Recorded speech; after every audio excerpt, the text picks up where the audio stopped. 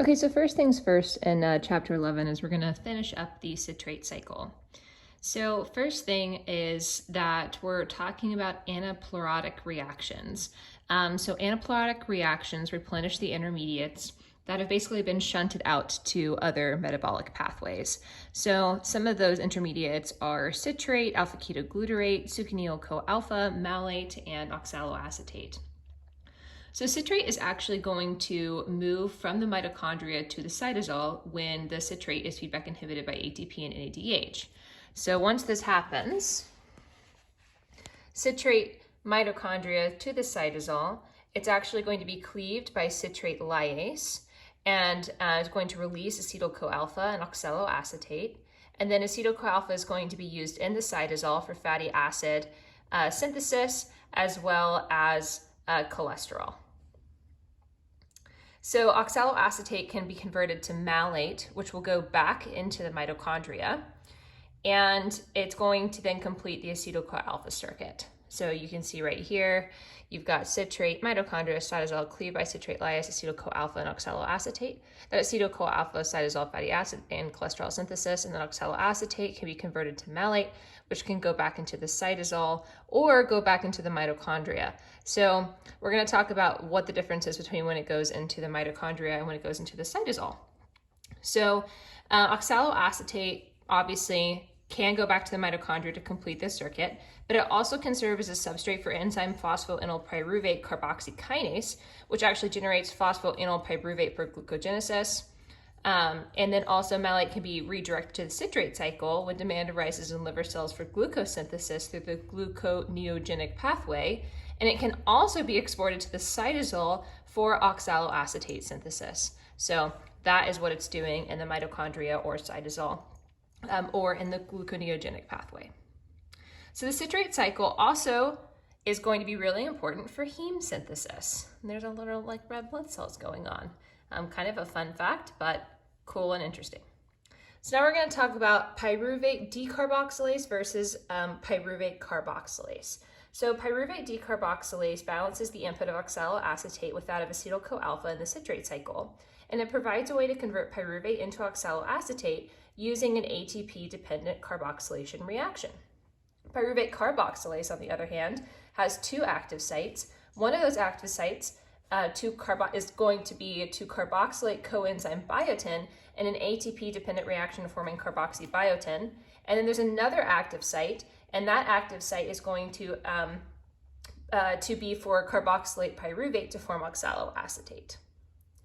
So carboxybiotin actually releases CO2, and it forms pyruvate enolase. And then the free CO2 reacts with the pyruvate enolate substrate to form oxaloacetate, which is then released. So that gives you kind of a little bit on the carboxybiotin pathway, and then as well as the carboxylate pyruvate pathway. So pyruvate carboxylase is going to be considered anaplerotic, which I might be saying that word wrong, but we're going to move on, because it's replenishing oxaloacetate and restores the flux through the pathway. And then pyruvate decarboxylase is anaplerotic because it balances the levels of acetyl-CoA and oxaloacetate to maintain flux through the citrate cycle when rates of fatty acid oxidation are high. So both of them are going to be anaplerotic. We'll roll with it. All right. And then there are three main control points that actually control the flux that we just want to make sure we remember. It's citrate synthase, isocitrate dehydrogenase, and alpha-ketoglutarate dehydrogenase. So citrate synthase is reaction 1, isocitrate dehydrogenase is reaction 3, and then alpha-ketoglutarate dehydrogenase is reaction 4. So 1, 3, and 4. And then we move on to the chemoosmotic theory. Super fun for everyone. The doggies are so excited. We love chemoosmotic theory. Okay, so what is the chemoosmotic theory? So this is ATP synthesis in the mitochondria is going to be established by establishing a proton gradient across the mitochondrial inner membrane. So this is what the chemoosmotic theory is about. It's about this proton gradient and the synthesis of ATP happening within the mitochondria. So the proton circuit consists of both a chemical gradient and membrane potential, which provides the proton motive force to convert the energy needed for ATP synthesis. So here is actually what is basically going on. So the gradient is actually established by the outward pumping of the H plus from the mitochondrial matrix by 3 large protein complexes powered by redox energy. We're going to get into what those complexes are in the next little component of this. And then you actually have ATP synthesis, which is accomplished by the inward flow of H plus down the concentration gradient through the membrane-bound ATP synthase complex. So you've got this proton circuit happening where you have H plus leaving, H plus entering. You're going to have low H plus, a low energy, high H plus, high energy charge going on either side. And so this is critically important for ATP synthesis. And then right here, you can kind of see this little tube thing. That's the inner mitochondrial membrane. So if you'll remember, most energy captured by glucose oxidation is actually unavailable for ATP synthesis until NADH and FADH2 are oxidized by the electron transport system. And so that electron transport system, if you want like a little quick recap, is the combined redox reactions that occur in the inner mitochondrial membrane. And the net result is going to be the coupled oxidation of NADH and FADH2 with the reduction of molecular oxygen to form NAD plus and H2O. So just something to remember. So the basic idea of the chemiosmosis is that energy from redox reactions or light, because we're talking about mitochondria and chloroplasts, is coupled to the electron transfer and membrane-bound proteins that use the energy to translocate protons across the membranes. That's what we're talking about down here. So the proton gradient is actually a source of electrochemical energy. So we're going to talk about this circuit. So the proton circuit is kind of like electrical potential energy converted to work as, resulting from the movement of charge. So it's kind of similar to this. If you've taken physics, it looks very similar to a lot of the things that you look at in physics. So you have your resistor right here. So your resistor is going to be ATP synthase complex. It's kind of like an electric motor. And then your electrochemical proton gradient is like the capacitor. That's right here. And the capacitor is actually what stores energy. And then the battery is the electron transport system right here, which we know what a battery is. And this whole thing can be shorted, and the short will lead to cell death. And one of the things that they talk about that could short the entire system is the oligomyosin. And then we get down to our chicken. So I drew this entire chicken to talk about 3 things, maybe because I'm avoiding studying more. So basically, the mitochondria have the outer membrane, the inner membrane space, and the inner membrane is actually highly invaginated, so that you can see that right here, which is just important because it increases the surface area. So the aqueous interior is called the mitochondrial matrix. It contains enzymes required for the citrate cycle. So this is just an overview. This kind of has nothing to do with this chicken, but the chicken, we're going to talk about mitochondria. So just an overview of mitochondria prior. So the inside of the mitochondrial matrix, so that contains enzymes required for the citrate cycle, which we've gone over before, the electron transport system, oxidative phosphorylation, fatty acid degradation, whatever. And then ATP synthase complexes are found in the mitochondrial embedded in inner mitochondrial membrane and appear as knobs. Knobs, cool. So the number of mitochondria per cell, now we get to the chicken, depends on the energy requirements. So you have dark meat and the thigh muscles. So it's kind of a little bit darker right there. And that means that these are slow twitch muscles. So they have high mitochondrial content and they need that for sustained energy because the legs are moving all the time. But then you look at the breast muscle and you look at the wings, and that's white meat, and those are fast twitch muscles. And they actually have low mitochondria content because they need to move really quickly and not necessarily for this kind of sustained energy. And then one last thing to get to before we switch the board is talking about eggs. So each mitochondria contain about 5 to 10 copies of circular mitochondrial DNA, or the DNA genome, and the mitochondria are actually only inherited from the female egg because sperm lose their mitochondria-rich tails upon fertilization. So there you go. The chicken, the egg, dark meat, white meat, inherited mitochondria from your chicken eggs. Cool. All right, so that is chemiosmotic theory, a little bit of your tying up of the citrate cycle, and we're moving on into more chemiosmotic. Okie dokie, chapter 11, part 2.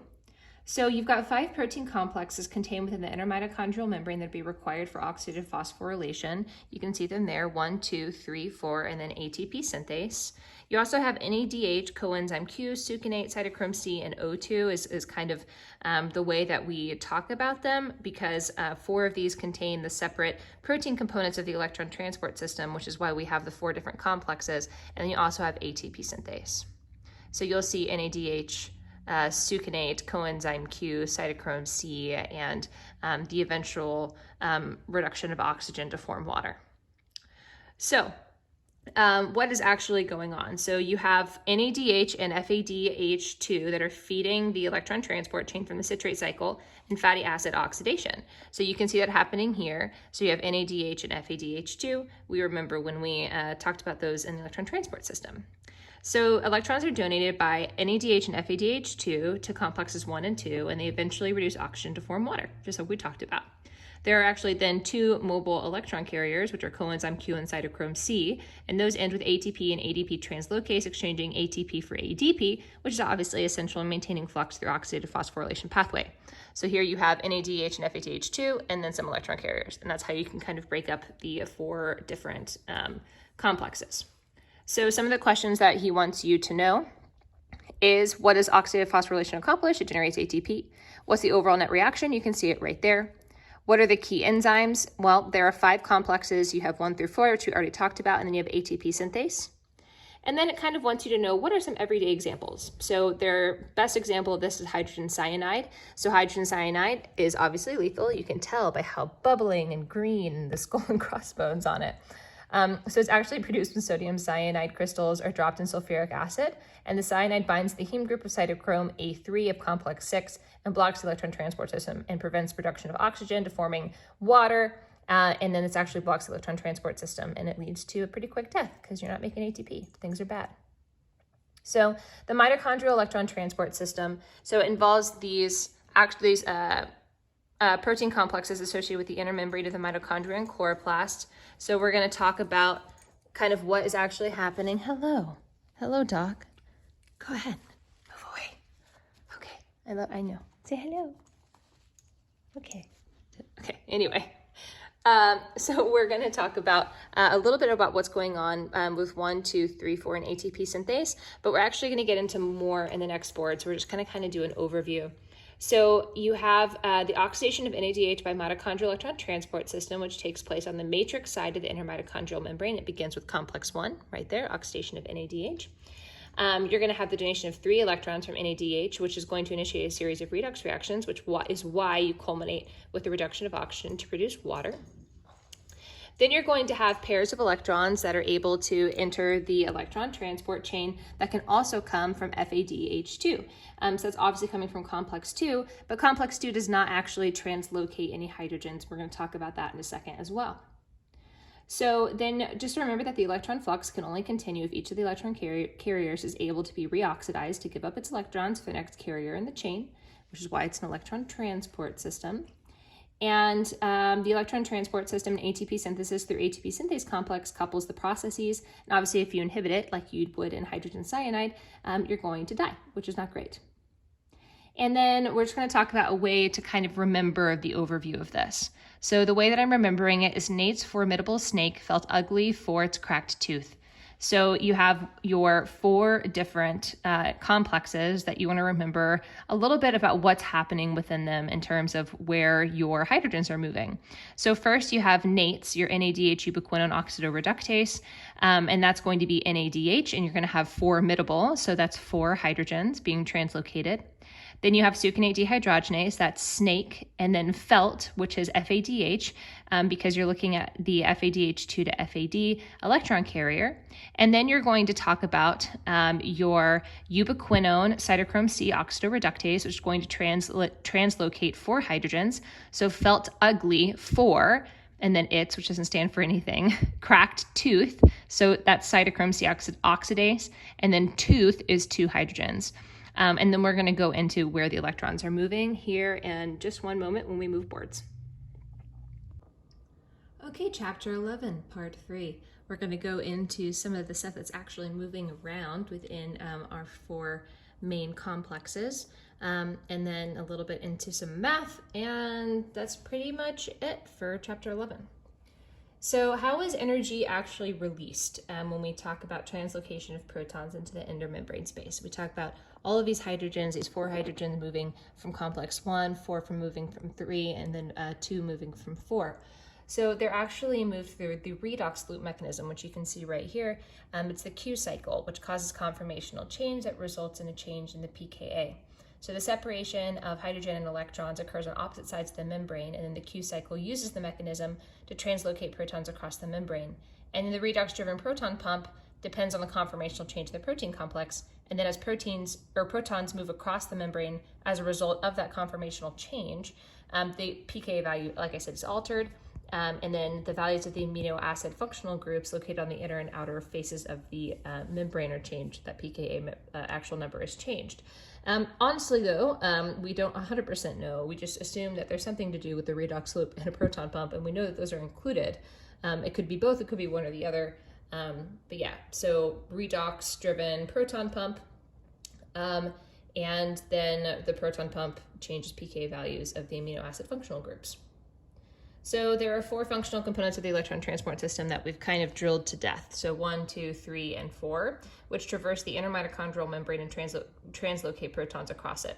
You also have coenzyme Q. So coenzyme Q is actually made up of Q and then QH2. So that coenzyme Q is a small hydrophobic electron carrier that diffuses within the membrane and it donates electrons to complex 3.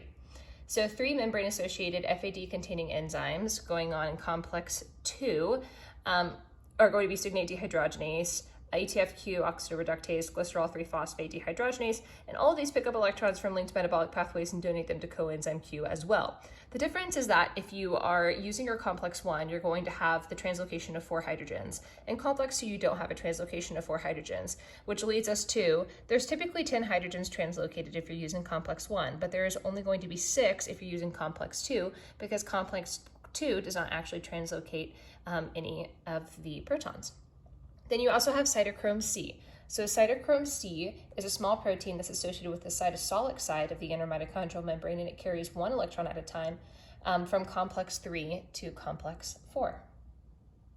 So complex 1 is going to pass 2 electrons obtained from NADH, and it obtains these electrons through the flavin mononucleotide, which we'll get into in a second, to coenzyme Q. And coenzyme Q has 3 critical roles. So it's a mobile electron carrier that transports electrons from the membrane from complex 1 and 2 to 3. So 1 and 2 all the way to 3. It is also the entry point for the electron transport system for electron pairs from the citrate cycle and fatty acid oxidation and enzyme glycerol 3-phosphate dehydrogenase. And it also converts 2 electron transport system in 1 and 2 to 1 electron transport system in complex 3, which passes those electrons 1 at a time through cytochrome C. So the Q cycle converts 2 electrons, 2 electron process into a 1 electron process through these 4 steps. So, and I really only wrote it as 3, but it's the oxidation of QH2, which is going to result in the transfer of 1 electron, and that electron is going to be transferred to the hemes. And then your oxidized Q molecule moves from one site to another site, which stimulates more electron transfers. And then you have a new QH2 molecule, and that's going to bind to another subunit of Q. It's going to be oxidized in the same way as step 1, which results in another electron transfer. And then you actually have a second electron from QH2 in step 3 that's passed between the hemes, and then another molecule is generated, another one of these QH2 molecules is generated. So that's actually 4 steps because you have a step within this that generates another QH2. So basically there's a lot of oxidation reactions that are happening that split that 2 electron transfer system into a 1 electron transfer system. Then talking about some key elements of the energy conversion pathway. So you have steps 1 through 4, transmembrane regions that embed proteins in inner mitochondrial membrane. And 3 and 4 need to transport electrons to and from cytochrome C, so they have domains that protrude into the inner membrane space. So that's these 2. Then you also have the oxidation of NADH that starts with complex 1, which is the translocation of 10 hydrogens across the inner mitochondrial membrane, whereas the oxidation of Q and FADH2, starting with complex 2, leads to the translocation of only 6. And then cytochrome C only transports 1 electron at a time through the electron transport system and makes 2 trips to complete the transfer of a pair of electrons, obviously because it's only 1 electron at a time. So now going back to the flavin mononucleotide. So the flavin mononucleotide accepts 2 electrons from NADH. So the covalently bound flavin mononucleotide accepts 2 electrons from NADH, and then the structure of it is identical to that of FAD, and it goes through a semiquinone intermediate step after a single reduction. So for complex 1, you have a membrane region composed of 7 subunits, which contains a total of 63 transmembrane alpha helices and hydrophilic regions that face towards the mitochondrial matrix. And so it basically goes through, if you go through the lectures, a bunch of different subunits. But the important thing is what complex 1 has, the flavin mononucleotide that's able to get 2 electrons from NADH, and that's going to translocate 4 protons. So complex 1 also contains an iron sulfur center, which carries 1 electron at a time from one end of the complex to the other. Coenzyme Q, moving on to this guy. So the structure of oxidized coenzyme Q, or ubiquinone, the semiquinone intermediate, and the reduced coenzyme QH2, which we talk about a little bit down here, are all shown on the lecture slides if you want to look at the actual rings. But basically, there are a bunch of differences between your coenzyme Q, your ubiquinone, your semiquinone intermediate, and your reduced coenzyme. So that's your coenzyme Q, your Q intermediate, semiquinone intermediate, and then the QH2 that we talk about down here. And you can look at the actual structural differences between them. And then for complex 2, you have your succinate dehydrogenase, which is a multi-subunit membrane-bound enzyme that catalyzes the oxidation reaction that converts succinate to fumarate, and also has the FAD being used instead of your NAD, so your FADH2 instead of NADH. So now moving on to 3 and 4 and cytochrome C. So just like your complex 1 has an iron sulfur center, you also have more iron going on in your cytochrome C. So cytochrome C actually has an iron containing heme group, or a prosthetic group to be specific, that transfers that 1 electron at a time. And then oxidized cytochrome C contains the ferric iron, Fe3+, and the heme group, and then reduced has Fe2+, just to remember. Then just remembering that electrons from NADH are entering the electron transport system at 1, and then flow to CoQ, complex 3, and then complex 4. And there's a total of 10. So going into complex 3, then, you have 2 Q binding sites and several prosthetic groups that act as electron carriers. And you have the molecular structure in the lecture slides if you want to look at it. It's a dimer.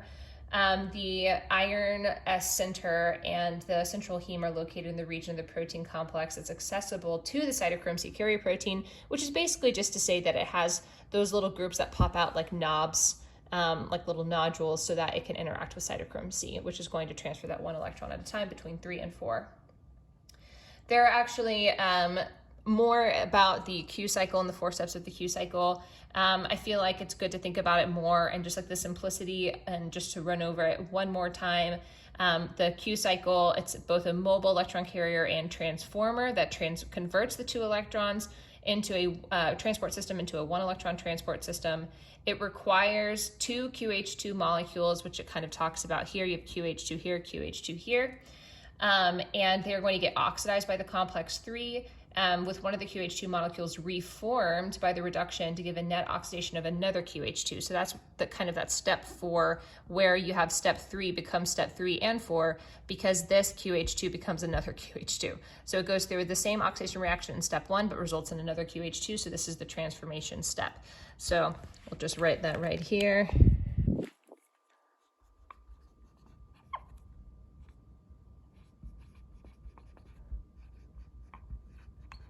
Transformation that results in step 4, which uses the final QH2 that you've created through the transformation.